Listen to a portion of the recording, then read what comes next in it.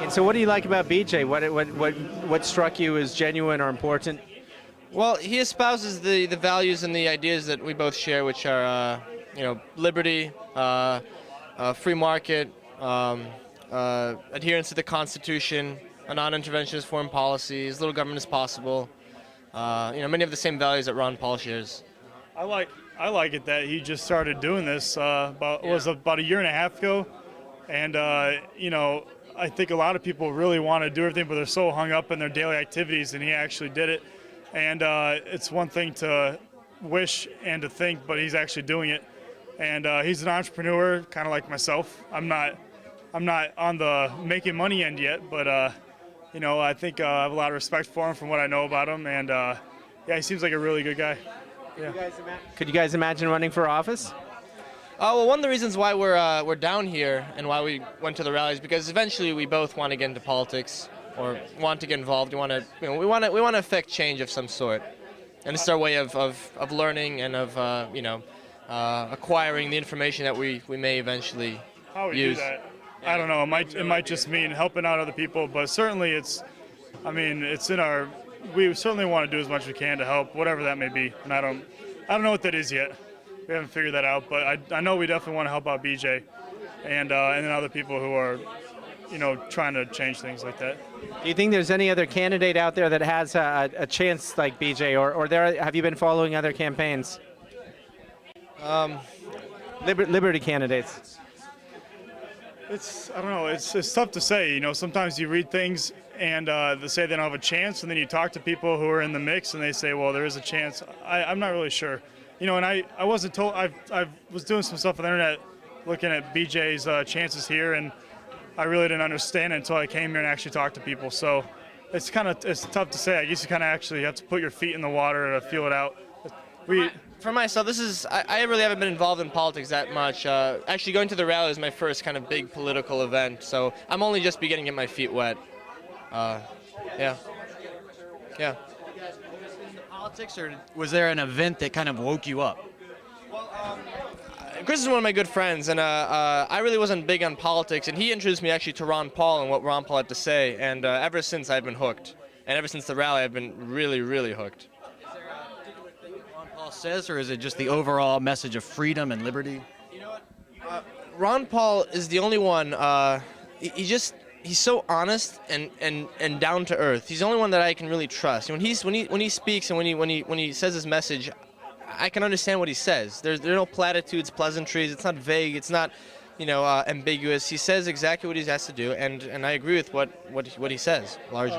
There's one thing that I found pretty interesting.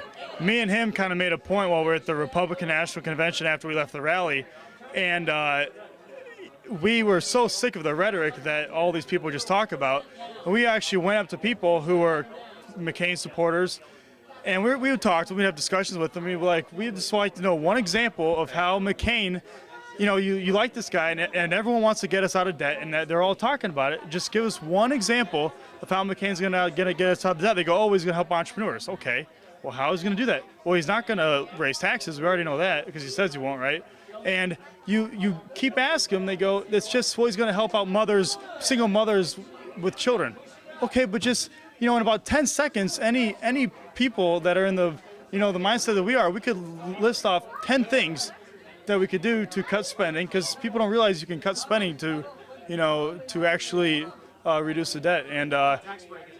And no one could give one single answer of how to actually reduce debt, and that was really eye-opening to me. These are, people that go to the Republican National Convention, they couldn't answer that simple question. So. We asked many Republicans, what would you do to cut spending, and all of them were speechless. I mean, so many of them. It was amazing, And these are so-called conservatives. Yeah. And they could not name one thing that they would cut from the federal government. Yeah.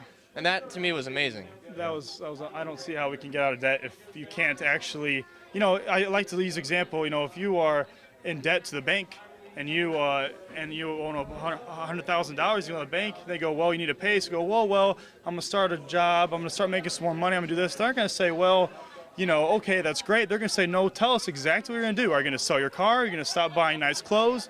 Are you going to start shopping at, more thrifty places? I mean, these are all examples, and you just don't hear anything about it. When you look at the way things are being run today, when you start to think, what does it mean to the American people when all we can think about talking about are dresses and shoes and lipstick and all this kind of crazy stuff, right? When we've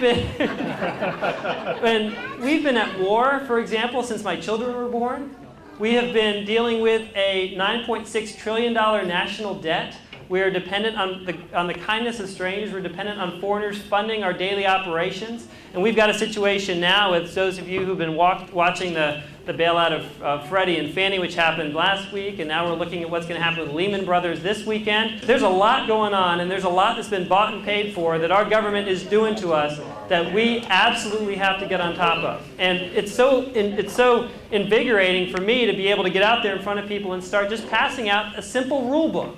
The idea that we have a document that defines how our government in Washington is supposed to behave. And this, for me, running for office, is my job description, right? If I don't follow my job description, the voters can and should, and I would expect to be kicked out of office.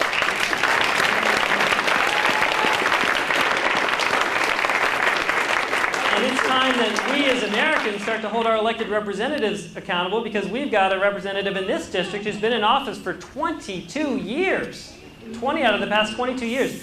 That seems like a long time to me.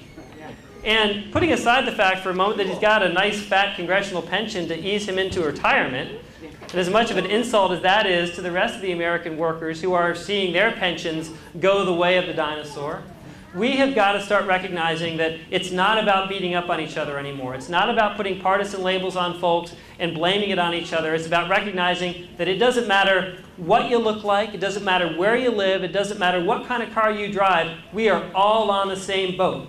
And when our Treasury Secretary, Hank Paulson, has to catch a flight over to Beijing and explain what he's about to do to the American taxpayer so we avoid upsetting the folks who are lending us all this money, we've got problems. We've got problems. And it's only by following the rules and taking back our government and getting back to a government that's of the people, by the people, and for the people that we can provide the sustainable future that our children so desperately need, and that I want to give, and that all of us want to give to our children and grandchildren. I thank you so much for being a part of our revolution, and I appreciate your coming out today and joining in the celebration of what is possible when free people come together to unite among each other in pursuit of a government that truly does serve the people. So thank you very much.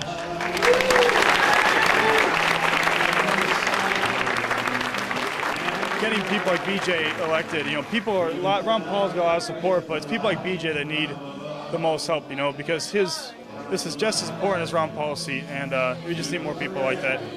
So if anyone's watching out there. Why would it fall?